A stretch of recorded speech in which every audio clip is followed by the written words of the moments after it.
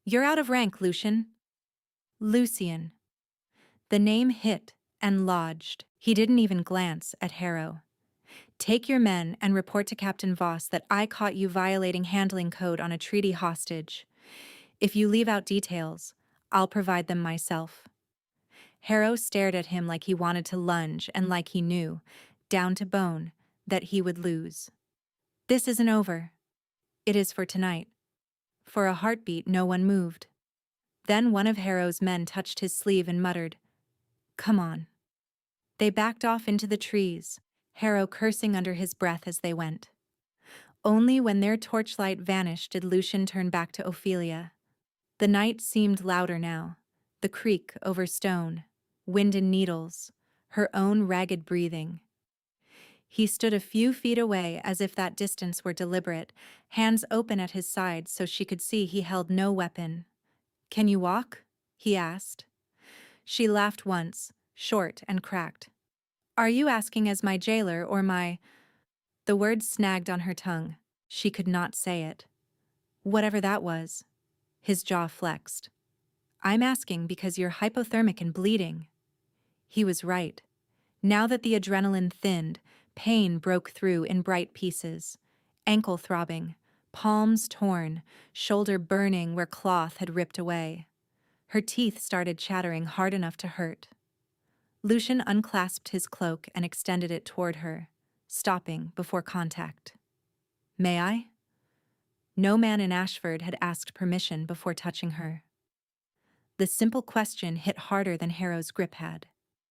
Ophelia hesitated, then gave one rigid nod. He stepped in slowly and set the heavy wool around her shoulders, careful to keep it from snagging the scars on her back. His knuckles brushed her collarbone by accident. The bond flared. Heat. A clean electric line from skin to spine, so sudden she sucked in air. His pupils widened in answer. They both froze. Her gaze locked to his. In that suspended second, she felt too much. The raw terror of being hunted, the animal certainty of recognition, the traitorous pull low in her belly, the ache of wanting to lean into the one being in this cursed fortress whose existence made her wolf go quiet and wild at once. His face was all hard edges and restraint, but his expression had cracked open with the same shock. Not triumph, not possession, wonder and fury, and something dangerously close to reverence. Then he stepped back first. "We need to move," he said, voice scraped raw. "Harrow won't stay gone if he can gather witnesses. I can get you to the infirmary wing, not barracks." "Why would you help me?" A bitter smile touched his mouth, gone in an instant. "Right now, because if I don't, I'll kill him in front of half the garrison." He offered his forearm instead of her wrist, giving her the choice. Ophelia stared at it, then at the trees where Harrow had vanished, and took it. They climbed out of the creek together. The time they reached it, Ophelia was the time they reached it. Ophelia was limping badly. Lucian had said little on the walk, but each time she stumbled, he steadied her without tightening his grip, like he expected her to yank away. A gray-haired healer looked up from a mortar as they entered. Her eyes dropped to Ophelia's torn dress, cuffs, and mud-caked feet. Then to Lucian. "Again?" she muttered. "Moon root, fever leaf, stitching kit," Lucian said, "and privacy." The healer lifted one brow at his tone, then nodded and disappeared into a side room.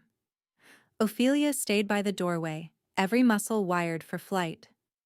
"If this is a trick—" "It isn't." Lucian crouched near the hearth and fed it kindling until flame rose brighter.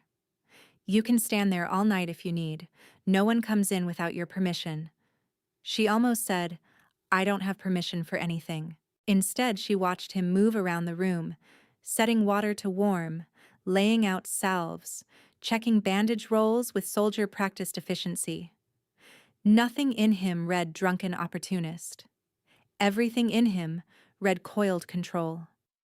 When he finally turned to her, he held up a small ceramic jar. "Moonroot. It will sting first, then numb." Can I clean the cut on your palm? Again with the asking. Ophelia swallowed.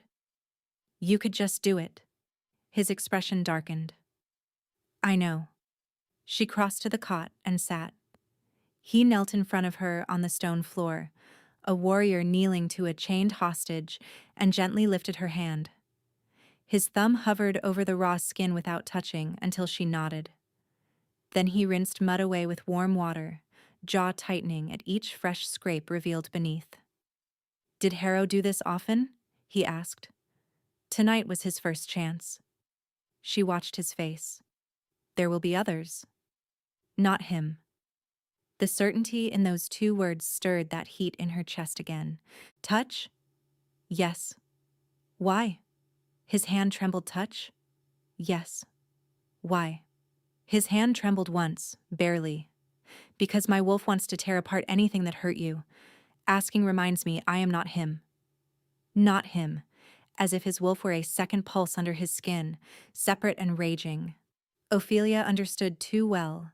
Silver dampened hers, but it still paced restlessly in the back of her mind, pressing against bars. He shifted to sit beside her, waiting for consent before lifting the cloak from her shoulders.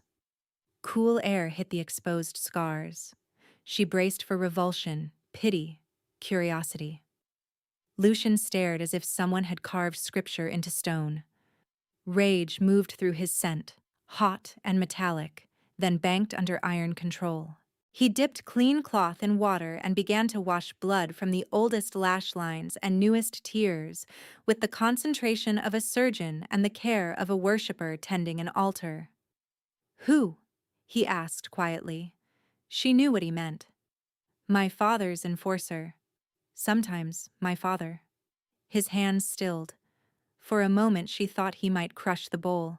Instead, he set it down with deliberate care. I spent months in these barracks pretending to be what they expected, he said. A low-rank blade, quiet, useful, invisible enough to listen. He met her eyes. There are traitors in my ranks, Ophelia. Men feeding border clans information, men who profit from keeping this war alive. I stayed hidden to find them. She frowned.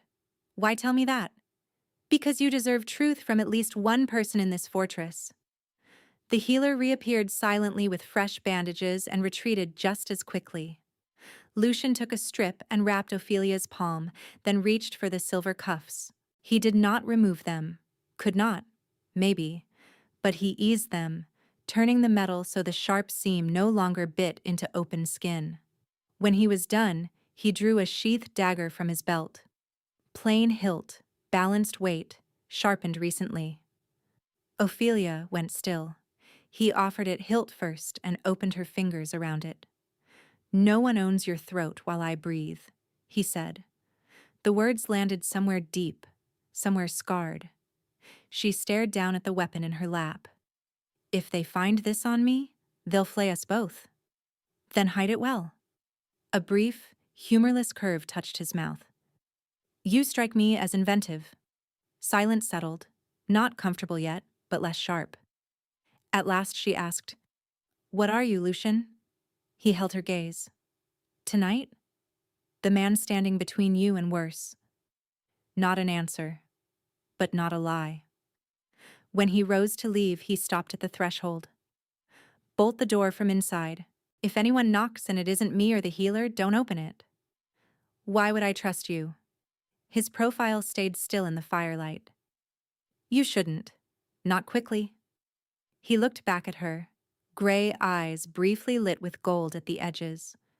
But I'll keep earning it. Then he was gone. Ophelia sat with the dagger hidden under her blanket and listened to the storm build over the keep. The next council feast was held in the lower great hall, all antler chandeliers and polished stone, with long tables set for commanders, emissaries, and the border clan delegates, who smiled with their mouths and measured exits with their eyes. Ophelia moved between benches with a pitcher of dark wine, cuffs hidden beneath long sleeves, dagger strapped flat against her forearm where no one could see. She had not seen Lucian alone since the infirmary.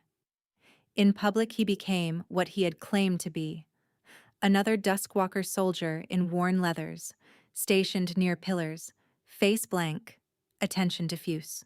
Yet every time she entered a room, she felt the bond stir, a faint tug under her sternum orienting her toward him like a compass finding north.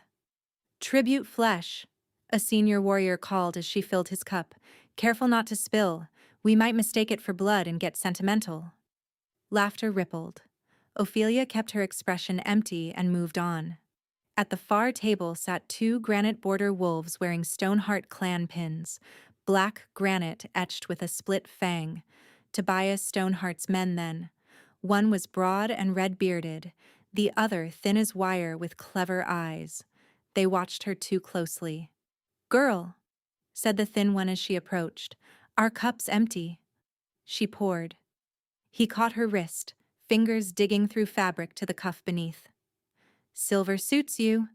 She pulled free without a word. Redbeard leaned in, voice carrying just enough. "Does Duskwalker always chain its kitchen pets?" A few heads turned, more listening now. Across the hall, Lucian shifted one step, nothing more. But Ophelia felt that step like pressure change before lightning. The thin man lifted a second goblet from under the table and slid it toward her. "Drink with us, to peace between packs." "I'm working." "So are we," he said softly, smile all teeth. "Drink." Something in the wine's scent was wrong, sweet in the back note, bitter metallic underneath.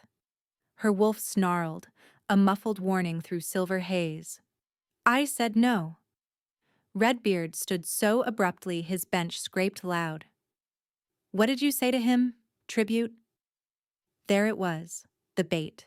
Start a scene, force her to react, make her look unstable, disobedient, dangerous. She could almost see the story being shaped in real time for council ears. Before she answered, Lucian stepped between her and the table. "Sit down," he told Redbeard. The man scoffed. "Move aside, barracks dog, this is clan business." Lucian picked up the offered goblet, the one meant for Ophelia, and looked at the wine as if considering vintage. Then he held the thin man's gaze and drank it in one swallow. Ophelia's breath caught. "Don't..." Too late. He set the empty cup down with careful precision. For one long second, nothing happened. Then Lucian's hand clenched. A muscle jumped in his jaw. Whatever had been in that wine hit hard and fast. She smelled it breaking in his blood. Sleep draft and wolfsbane tincture, enough to slow reflexes. Maybe enough to drop a strong wolf if taken unguarded. Redbeard grinned. "Looks like your mutt has poor taste." Lucian turned the goblet over and let the last red drop strike stone. Then he smashed the cup at his own feet. The crack rang through the hall like a snapped bone. Every voice died. When he spoke, the sound carried to rafters. "Kneel." Power detonated out of him. Not metaphor, not intimidation. Dominance rolled across the room in an invisible shockwave that slammed into every wolf present. Benches scraped. Several warriors dropped to one knee before they knew they were moving. Even the mocking senior at the near table bowed his head with a strangled curse. The Stoneheart spies went pale, hands gripping tabletop as they fought the compulsion and failed. Both ended kneeling, eyes wide with sudden fear. Ophelia stood at the center of it, untouched by the command except for the bond's answering flare, a surge of gold-white heat through her chest that steadied rather than crushed. Lucian's gaze pinned the two spies. "You drug a cup in my hall," he said, each word edged. "You threaten a treaty hostage under council roof. You call that diplomacy?" Thin man swallowed hard. "Misunderstanding." "Try again." Redbeard's forehead nearly touched stone. "A joke. Bad joke." "Then laugh while you crawl back to your table." No one laughed. At the high end of the hall, a captain rose half out of his seat, eyes narrowed at Lucian with startled calculation. Lucian did not look at him. Slowly, visibly, he reined himself back. power receding, shoulders easing, gray overtaking gold in his eyes, masks dropping into place. "Get them searched," he said to the nearest guard as if nothing extraordinary had happened. "And pull their satchels. I want every vial inventoried." The guard swallowed. "Yes, sir." Not his rank, not the title on his shoulder, but the words slipped out anyway. Lucian finally turned to Ophelia. He didn't reach for her, didn't ask if she was all right with a crowd watching. He only tipped his head toward the service door. "Go," he said quietly. "You're done here." She should have run. Instead, she held his stare for 1 beat, 2. In the wreckage of silence and shattered glass, with half the hall pretending not to tremble, Ophelia saw what everyone else was trying not to name. This man was no common soldier. Whatever crown he hid, it was carved into bone. And he had just taken poison meant for her without hesitation. She backed toward the door, fingers brushing the concealed dagger at her forearm. For the first time since the treaty stone, her guard did not feel like the only thing keeping her alive. It felt like something she might choose to lower, carefully, inch by inch, for him. It felt like something she might choose to lower, carefully, inch by inch, for him. A hand closed around her upper arm before she reached the service door. Ophelia twisted on instinct, dagger half sliding from its hidden sheath, and found the gray-haired healer from the infirmary at her elbow. "Not there," the woman murmured without looking at her. "Kitchen corridor. If you go through the service door now, every eye in the hall will follow." Ophelia forced her hand to loosen on the dagger. "You always heard hostages this politely?" "I heard survivors," the healer said. She steered Ophelia through a side arch screened by hanging furs. Noise from the feast dulled at once, replaced by the hiss of banked hearths and clatter from distant scullery rooms. Only when they were alone in the corridor did the healer release her. "What was in the wine?" Ophelia asked. "Enough wolfsbane to blur dominance and enough poppy resin to make a grown wolf pliant." The healer's mouth flattened. "Not enough to kill, enough to shame." Shame. Ophelia understood the shape of that attack immediately. Dose him in public. Let him stagger. Let everyone whisper that Duskwalker power wasn't what it claimed. Let the hall see him weak beside the Ashford tribute he'd protected. "Stoneheart?" she said. The healer gave her a sharp look. "You listen." "I've had to." "Good. Keep doing it." She lowered her voice. "Tobias Stoneheart leads the Granite Border clans east of the ridge. He has been waiting for Duskwalker to fracture for years. If he thinks our hidden teeth have a throat attached—" Her gaze flicked back toward the hall, where Lucian remained unseen but impossible to forget. "He'll bite for it. Our hidden teeth." Not a common soldier, then. Confirmation without title. Footsteps approached. The healer stepped back as Lucian rounded the corner, one hand braced briefly against stone. The poison had not dropped him, but it had marked him. His face was paler than before, the line of his mouth too hard, and a pulse beat visibly in his throat. Behind him came Captain Voss, square-jawed and grim, carrying a leather satchel. "We searched them," Voss said. 3 more vials. 1 branding iron wrapped in cloth.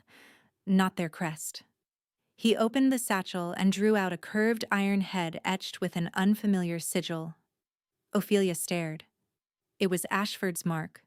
Her father's crest, stylized hawk and flame, small enough to sear skin. An Ashford body. The corridor seemed to an Ashford body. The corridor seemed to tilt. Voss swore under his breath. "There's more."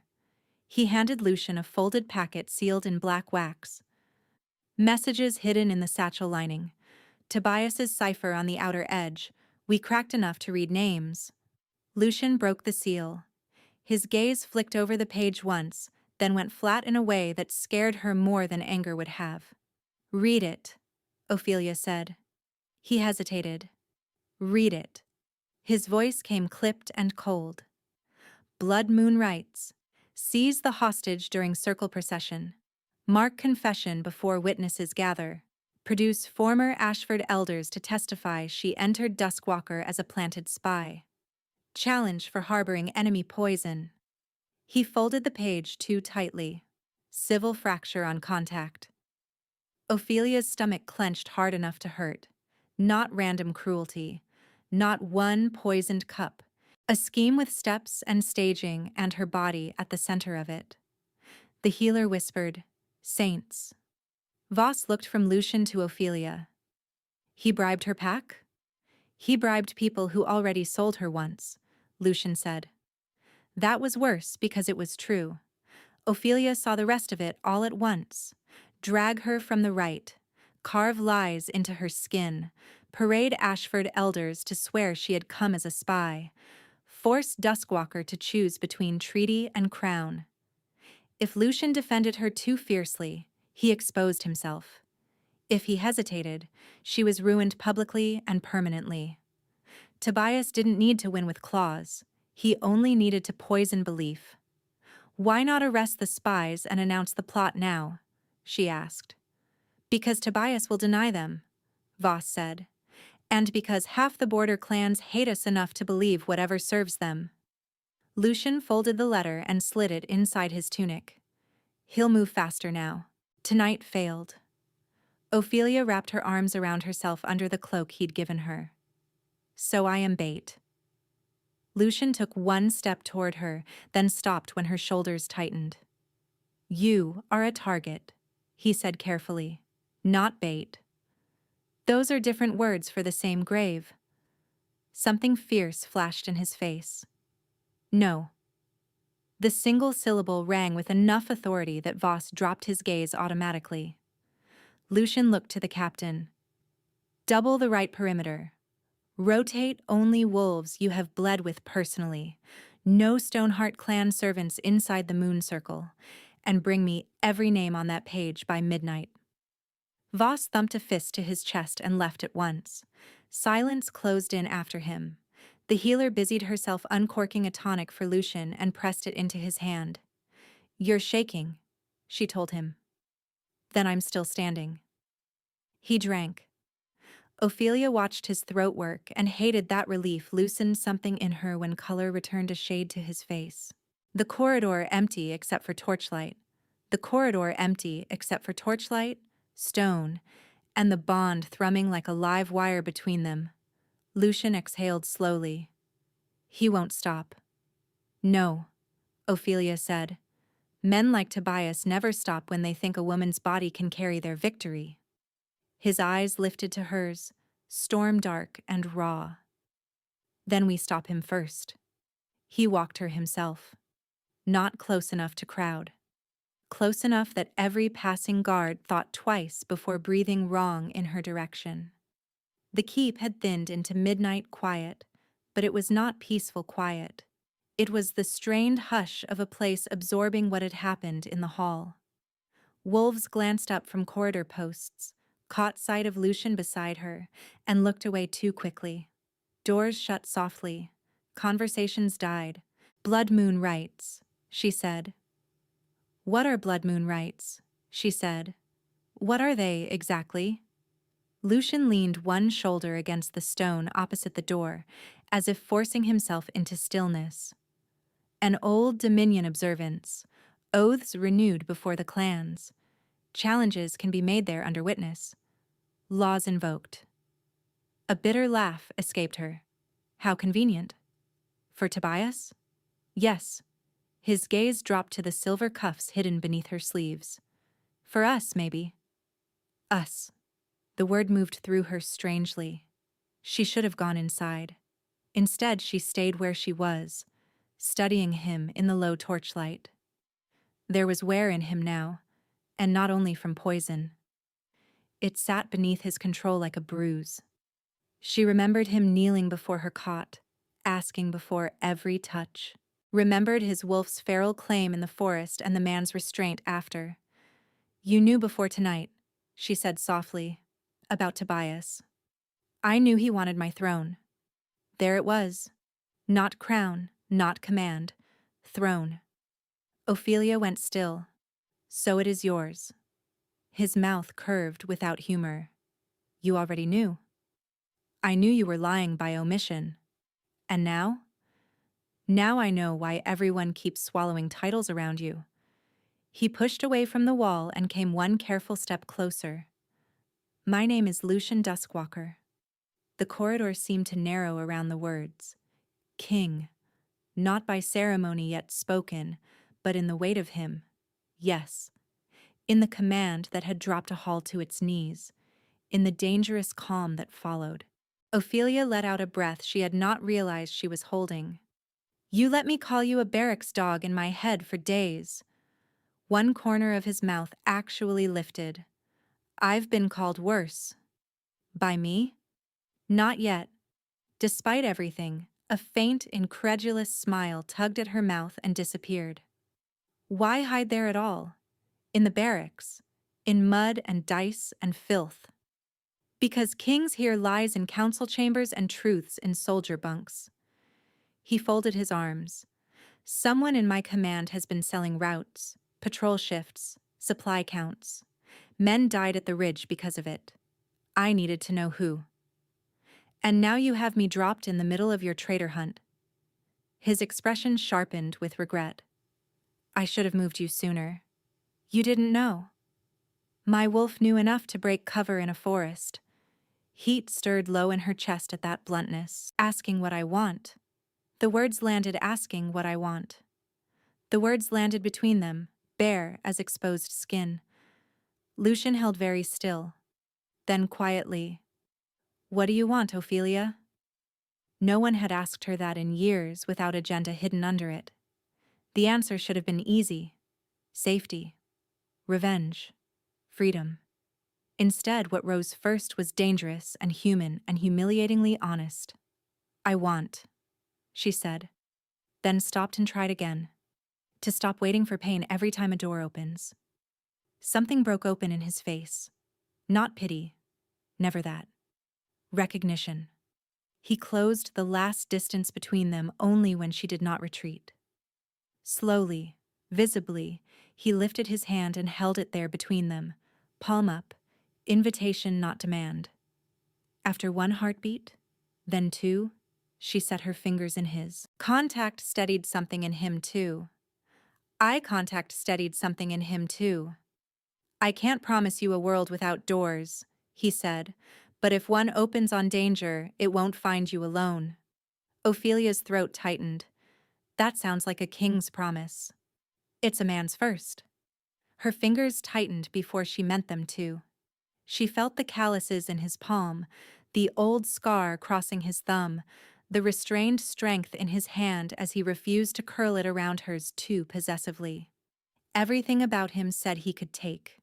Everything he had done said he would rather ask. The wall inside her did not fall all at once. It shifted, cracked. She stepped closer until cedar and rain wrapped around her breath. If Tobias drags in Ashford elders to denounce me, she whispered, they will. Brenna too, if he pays enough. My father taught them all that my word weighed less than a male oath. They'll swear I was born false and call it truth. Lucian opened his eyes, gold lit faintly at their edges. Then we make them speak where lies cost blood. She searched his face. You already have a plan. I have pieces of one. His thumb brushed the back of her knuckles once, feather light, and only because she had not pulled away. And I need you alive long enough to finish it. A laugh escaped her, watery and unwilling. Romantic. Give me time. For one suspended moment she thought he might kiss her. The wanting was there, sharp in the air, echoed by the wolf pacing under her ribs. But he only lifted her hand to his mouth and pressed his lips briefly, reverently, to her bruised knuckles. No one had ever touched her scars or her hurt like they were holy. When he stepped back, the absence of heat felt immediate. Bolt the door, he said, voice lower now. She nodded and went inside. This time, when she shut him out, it did not feel like abandonment. It felt like trust being tested. The test did not wait until morning. Sometime in the deepest part of night, Ophelia woke to the scrape of metal on metal. She sat upright on the infirmary cot, hand flying to the dagger under her pillow. The room lay in moon-pale shadow. The hearth had gone to embers. For one disorienting instant she thought she had dreamed the sound. Then came the muted turn of a key in the outer lock, followed by the rasp of a thin tool slipped through the healer's service slot to lift the interior bolt. Not possible. She had said it herself. A soft click followed. The door opened a hand's breadth. Ophelia slid silently from the bed, bare feet finding cold stone. Her pulse thundered in her ears. She moved behind the herb table as the gap widened and 3 figures slipped in, all hooded, all gloved. One carried a ring of keys. The second carried a folded cloth. The third smelled like granite dust and bitter resin. Stoneheart. Quickly, a woman's voice whispered. No blood if we can avoid it. Tobias wants her speaking by dawn. By dawn. Not the right, then. A first snatch. Move her early, hide her. Carve confession later. Ophelia's wolf lunged against silver-deadened skin, snarling. She tightened her grip on the dagger until the hilt bit her palm. The first intruder padded toward the cot and found blankets shaped around emptiness. Where? Ophelia drove the dagger up under his ribs. He choked, folding around the blade. She ripped it free and shoved him into the table. Jars shattered. The room exploded into noise. Take her, the woman hissed. The second intruder lunged with the cloth. Ophelia slashed across his forearm and smelled blood, and drugged oil hit the air. He backhanded her hard enough to spin her into the wall. Stars burst behind her eyes. The dagger nearly flew from her hand. The woman moved fast, faster than the others, with a short club aimed for Ophelia's temple. Ophelia ducked. Pain screamed through her ankle from the old forest injury, but she kept low and rammed her shoulder into the woman's middle. They crashed into the cot together. The key ring skittered across stone. Silver flashed. The third attacker had gone for her cuffs. Cold panic ripped through her. If they locked more silver on her, she was finished. He seized her wrist. Ophelia bit him savagely through the glove until he howled. The woman grabbed a fistful of Ophelia's hair and yanked her backward off the cot. Hold her, she snapped. The cloth came down over Ophelia's mouth and nose. Sweet, bitter, drugged. She turned her face aside, fought for breath, drove her heel into someone's knee. A pop. A scream. Hands everywhere, weight crushing her shoulders. The door burst open. Power hit the room before the body did. Off. Her. Lucian's voice was not loud. It was lethal. One attacker froze outright under the command. The woman fought it with a gasp, teeth bared. Move! She snarled at her men. Too late. Lucian crossed the room like a drawn blade. He caught the cloth-wielding intruder by the jaw and slammed his skull into the stone lintel. Bone cracked. The man dropped. The second turned for the window and got a knife from Lucian's sleeve buried clean through his calf. But the woman had already adapted. She jerked Ophelia up by the chain between her cuffs, wedged a blade under Ophelia's jaw, and dragged her hard against her chest. Stay back, Your Majesty. The title hit the room like thrown sparks. Lucian stopped. Moonlight caught his face in silver and shadow, and the gold in his eyes came fully alive. The woman smiled against Ophelia's hair. There you are. Tobias said the rumor would be true. Behind Lucian, alarm bells began to ring somewhere in the keep. The woman pressed the blade just enough to sting. Drop to your knees, she said, or I open your mate to the spine before the whole fortress arrives. Ophelia felt Lucian's wolf in the air like a storm tearing its leash apart. And for the first time since the treaty stone, truly understood how close the night had come to breaking everything. Ophelia did not wait for Lucian to decide whether to kneel. She let her body go slack for a heartbeat, just enough for the woman behind her to tighten her grip in reflex, blade pressing harder, attention narrowing, and then Ophelia snapped her head backward into the woman's nose. Cartilage crunched. Hot blood sprayed across Ophelia's neck. The woman cursed and jerked away. The knife bit skin, shallow but burning, and Ophelia dropped her weight, slammed her heel down on the woman's instep, and twisted free by the chain between her cuffs. Lucian moved. He hit the woman before she could recover, drove her wrist into the wall until the blade clattered across stone, then pinned her face first against the infirmary table with one forearm across her shoulders. She bucked and spat blood, still fighting. "Alive!" Ophelia gasped, hand to her stinging throat. "Take her alive!" Lucian's lip curled over his teeth. For one terrifying instant she thought his wolf would ignore her. Then he hauled a breath and obeyed. The intruder with the shattered jaw crawled toward the door. Captain Voss and 2 guards burst in at the alarm and kicked him flat. The third attacker, bleeding from the calf, tried to pull Lucian's knife from his leg and screamed when Voss stepped on his hand. "Bind them!" Voss barked. "Gag if they start chanting." The woman laughed through blood. "Too late." Lucian's head snapped toward her. "Who sent you?" She bared red teeth. "Ask your granite king." "Tobias." "Ask him under the moon. He likes audiences." Ophelia's wolf snarled hard enough to make her ribs ache. She stooped, grabbed the dropped knife, and pressed it under the woman's jaw exactly where the woman had held hers moments earlier. "Look at me," Ophelia said. The woman did, eyes fever-bright with hate. "You touch me again," Ophelia whispered. "You lose the hand first, then the tongue." The woman laughed again, wetter now. "You won't get the chance. At blood moon you'll hang in chains and beg to be believed." Voss exchanged a grim look with Lucian. "Search them," Lucian said. "Now." One guard slit the lining of the woman's sleeve and hissed. A thin packet dropped into his palm. Black wax, granite seal. Lucian broke it one-handed while holding her pinned. His face went still. "What?" Ophelia demanded. He read aloud, voice like stone. "Procession route confirmed. Ashford witnesses in place. Hostage to be taken at the sacrificial post before first invocation."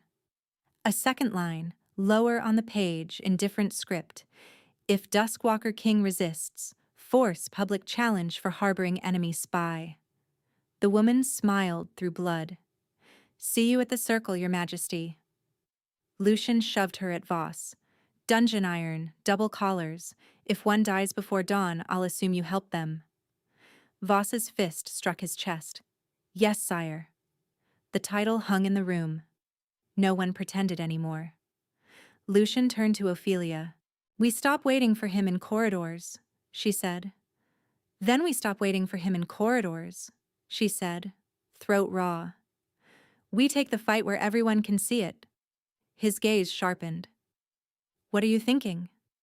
She looked at the black sealed note in his hand, then at the silver on her wrists, then at her own blood on the floor. "Your people still use old law," she said. "Law older than pack politics."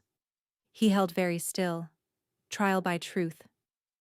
"Can I invoke it?" "Only a treaty hostage can, once in her life, under witness, on sacred stone." Understanding flared across his face. "If you invoke, Tobias can't hide behind proxies. He has to answer in the ring. And if he refuses? He forfeits claim to honor before every clan. He'd lose half his support by sunrise."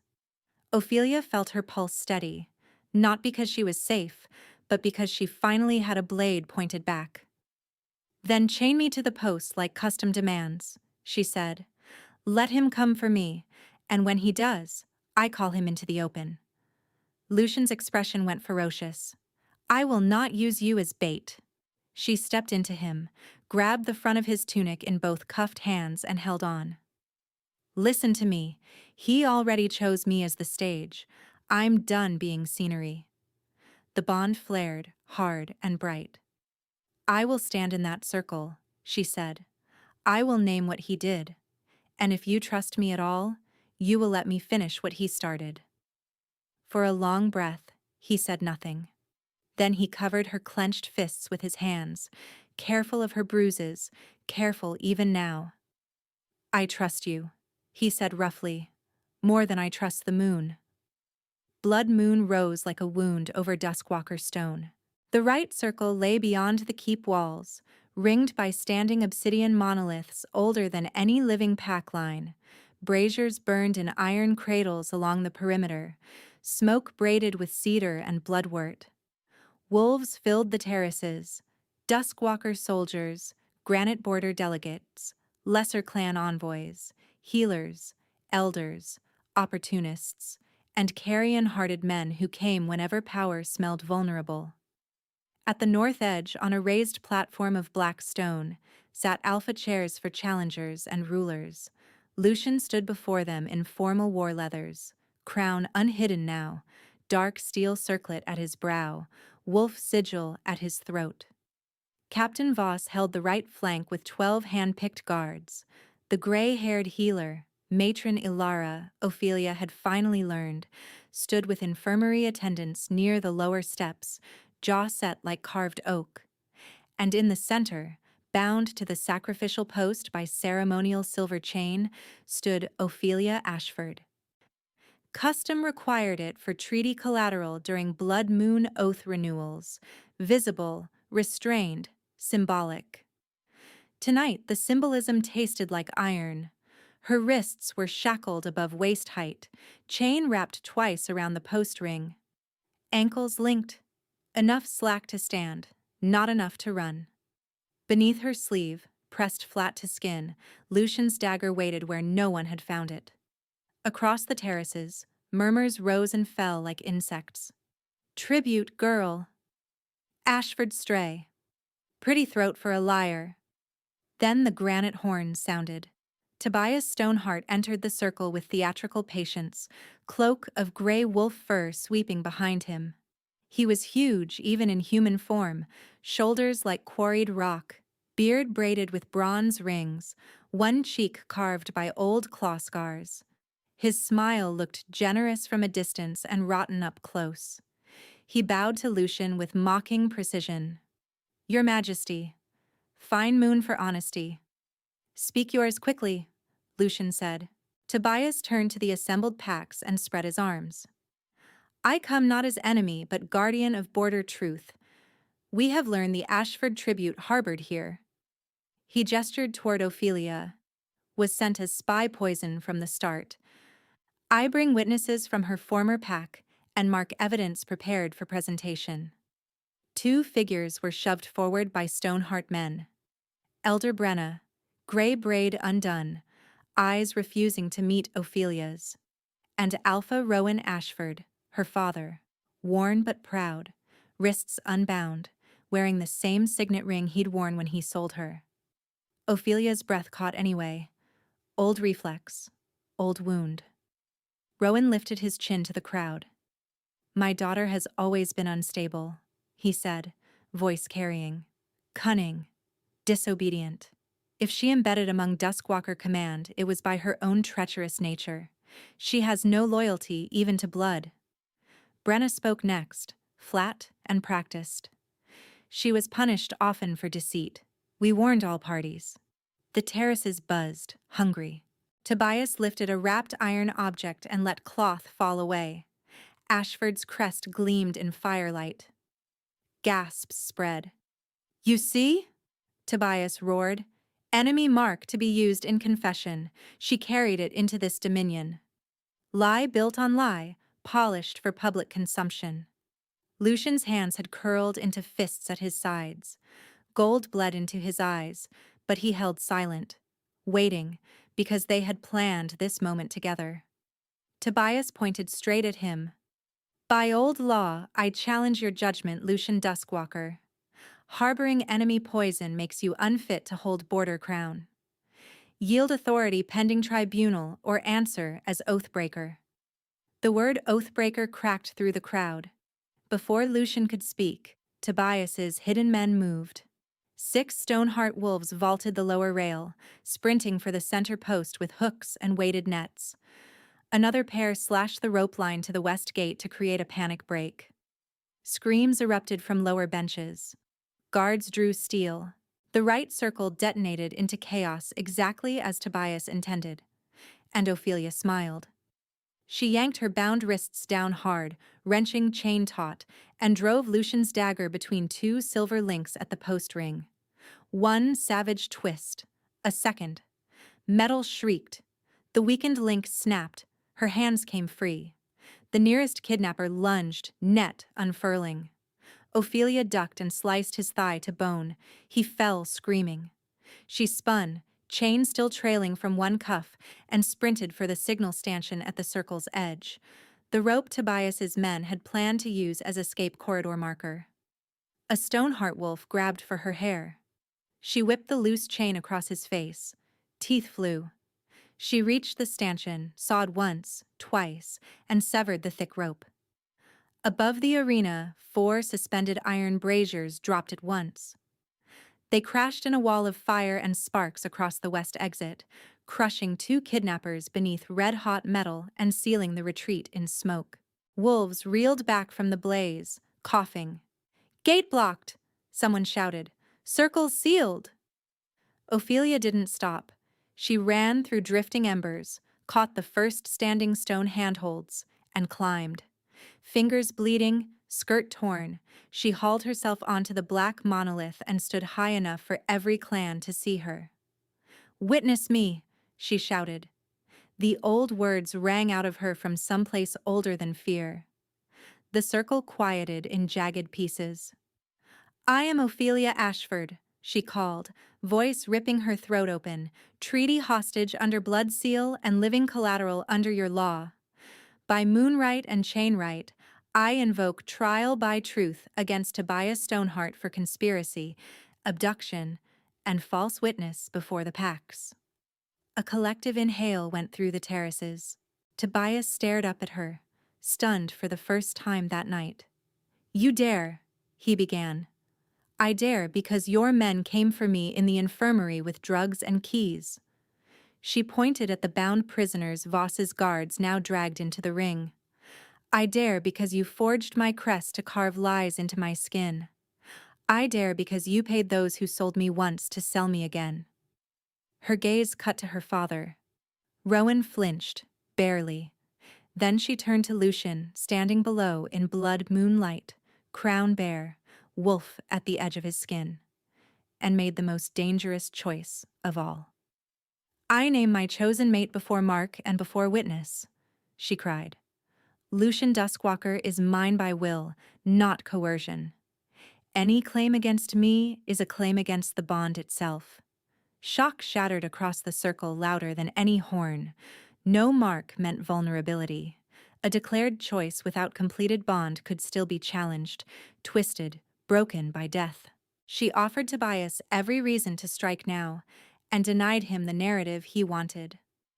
Lucian's face changed as the words hit him. Fury, awe, love so raw it looked like pain. Tobias roared, "Then die with him!" He shifted mid-stride, bones cracking, flesh ripping into massive gray wolf form, and launched for the stone. Lucian met him in the air.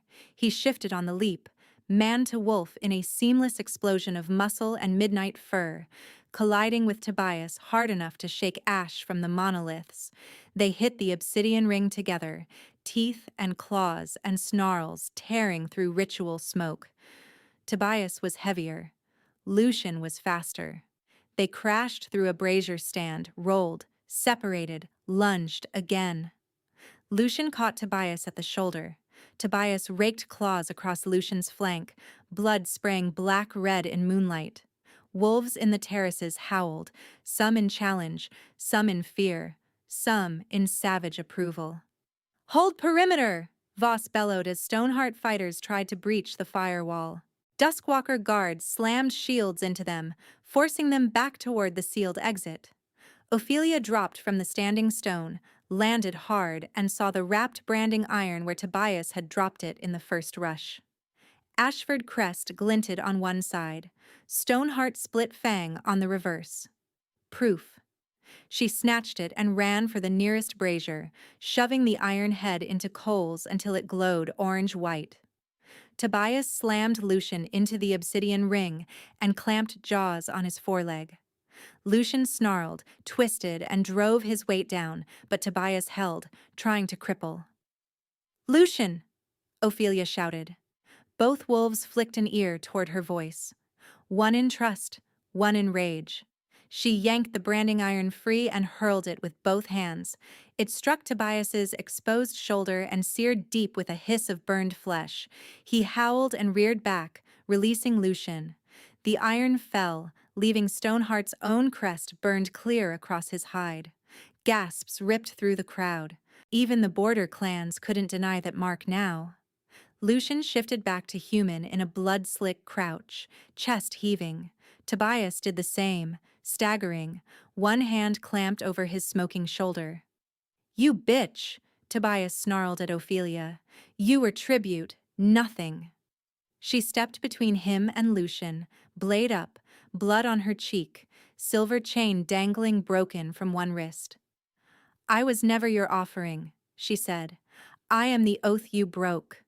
Tobias lunged at her in human form, knife flashing from his sleeve. Ophelia parried once, jarring impact up her arm, and nearly lost footing on blood-slick stone. He drove forward with brute strength, blade angling for her ribs. Lucian caught Tobias's wrist mid-thrust and twisted until bone popped. Tobias screamed and dropped the knife.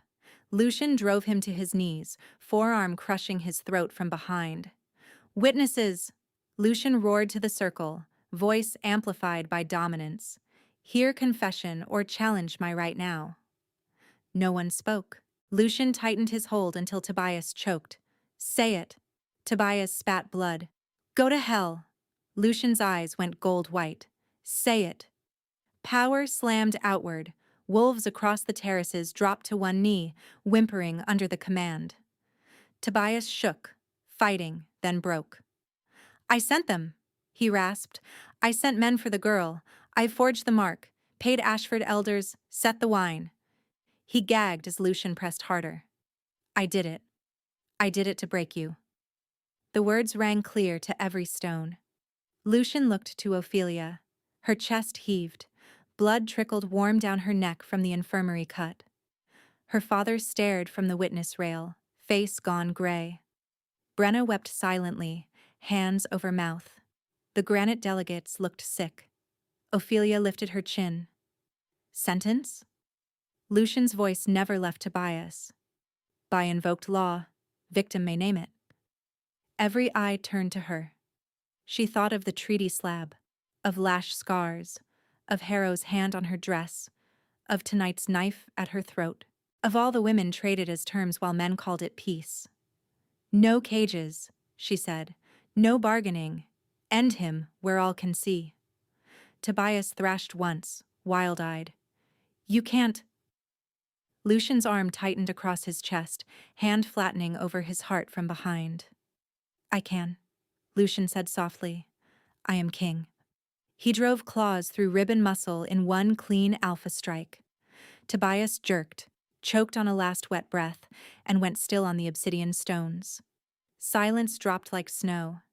Then Captain Voss drew his blade, lifted it high, and shouted, "Stoneheart has confessed and fallen. Trial by truth is satisfied." Duskwalker howls answered first, long and thunderous. A beat later, other clan voices joined, hesitant, then certain, as the reality settled. The challenge had been legal, witnessed, and final.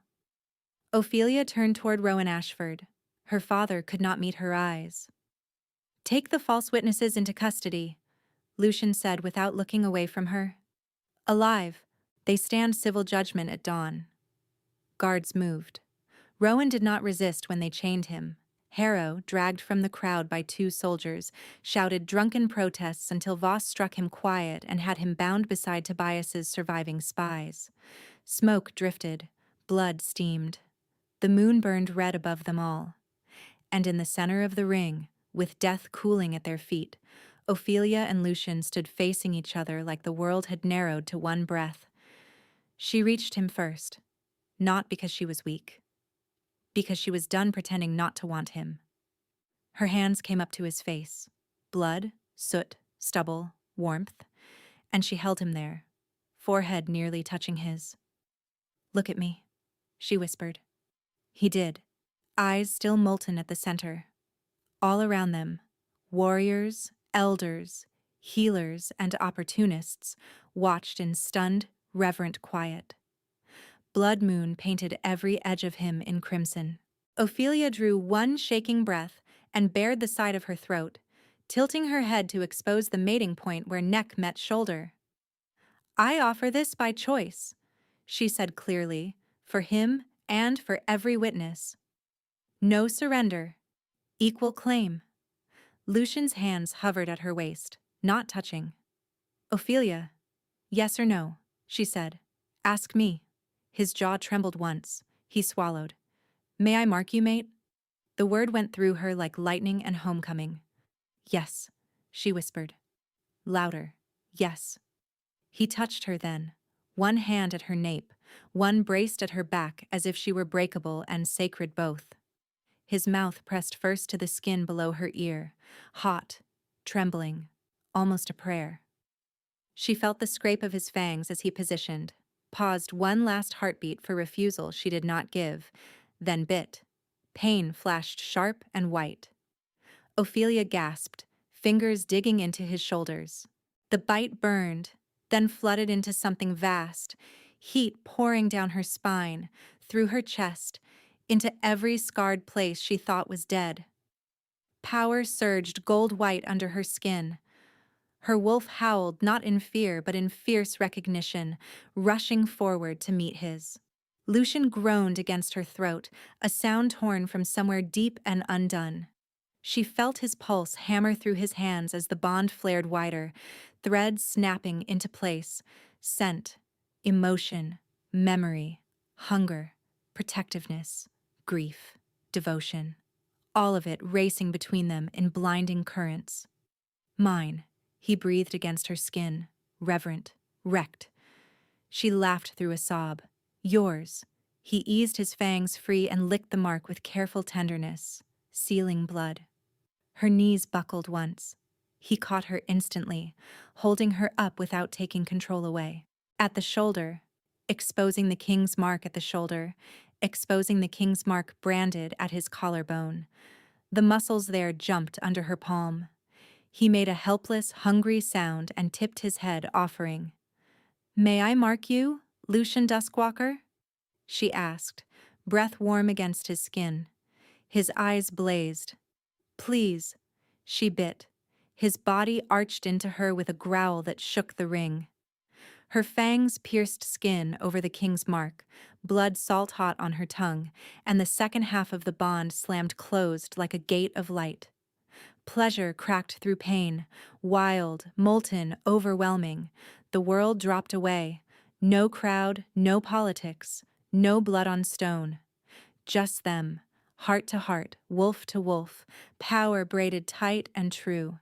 She felt his relief like rain after drought. He felt her rage, her scars, her refusal to kneel, and answered with a vow so deep it vibrated in bone.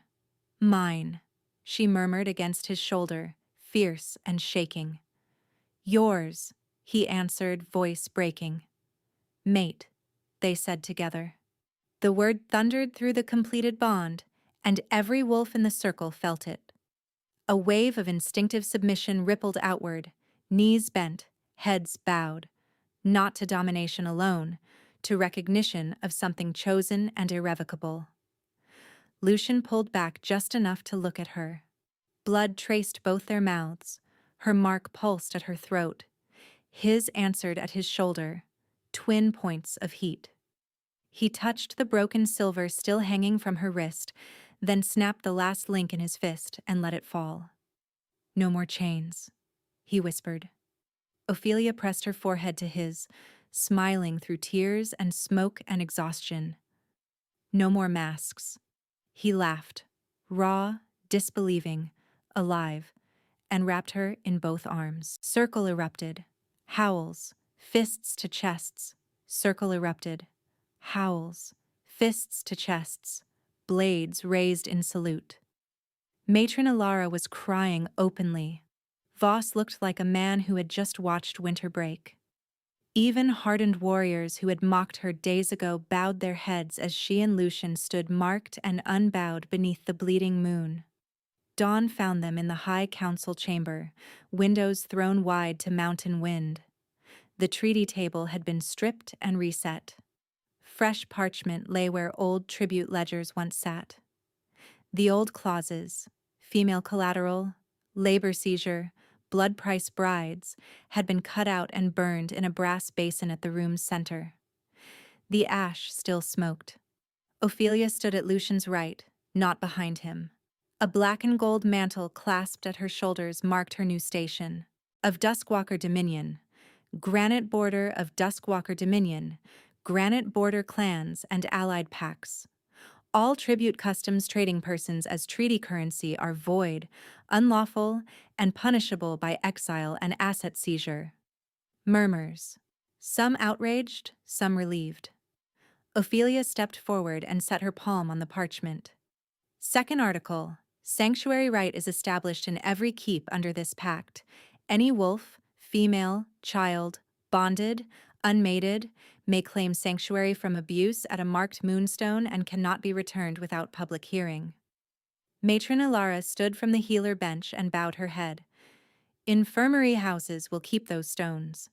Third, Ophelia said, eyes on the border delegates. False witness in treaty matters carries blood penalty. No elder rank shields perjury. At the back of the chamber, Rowan Ashford stood in chains beside Elder Brenna and the captured Stoneheart operatives. Rowan tried once to speak. No one acknowledged him. Brenna stepped forward on shaking knees. I testify, she said hoarsely, under oath. Tobias paid us. Ashford accepted coin and grain to condemn Ophelia publicly. Alpha Rowan ordered me to comply. Rowan snarled. Traitorous old... Voss gagged him with a strip of cloth and forced him back. Lucian met Ophelia's gaze. Sentence for Rowan Ashford? The chamber stilled. Ophelia looked at her father for a long, clean moment. She expected triumph, found only clarity. Strip title, she said. Dissolve his authority claim in Ashford lands. Exile him beyond Granite Line under watch. If he crosses back, execution. Rowan made a strangled sound behind the gag. She did not look away. And Brenna? Lucian asked quietly. Brenna bowed lower, shoulders shaking. Whatever is just. Ophelia swallowed. Old memories flickered. Small hands, braided hair, bedtime songs before fear swallowed the house. Witnessed perjury stands, Ophelia said. She served sanctuary labor under Matron Ilara for 7 years. No council vote, no command over others. Ilara nodded once. I accept custody. One by one, clan leaders came to the table. Granite delegates pressed new seals with reluctant hands. Lesser pacts signed faster. The final parchment took shape under morning light, ink glistening like fresh-cut river. When it was done, Voss knelt and presented a circlet wrought in moon silver and black iron. By blood moon witness and council accord, he said, voice rough with pride, we name Ophelia of Ashford Line, chosen mate of Lucian Duskwalker, as moon consort and treaty architect of the Dominion. Lucian took the circlet, turned to her, and paused. May I? She smiled, pulse warm through the settled bond. Yes. He set it on her head with hands that had ended a king and still trembled when touching her. The chamber bowed. Later, when the hall finally emptied and scribes carried away the signed pacts, Ophelia walked with Lucian down to the lower courtyard where a moonstone had already been raised beside the infirmary door. Fresh carvings marked sanctuary law in 3 clan scripts. A young barracks girl with bruises on both wrists stood near the stone, uncertain, eyes on the ground. Ophelia approached slowly. Do you know what this is? The girl nodded once. A place to ask. Yes. Ophelia touched the carved edge, then offered her hand. No one will chain you for asking. The girl stared, then placed her hand over Ophelia's. Behind them, Lucian stood quiet, present. No crown between them now except what they chose together. The bond hummed, steady, bright, alive. When the girl was safely inside with Alara, Ophelia returned to him. He opened his arms. She stepped in. Mountain wind carried pine and smoke and thawing earth. Somewhere on the walls, watch horns changed shift. The keep was still scarred, still rebuilding, still full of wolves learning new law with old teeth. But beneath the mark at her throat and the answering mark on his shoulder, the future no longer felt like a sentence. It felt like an oath they would keep.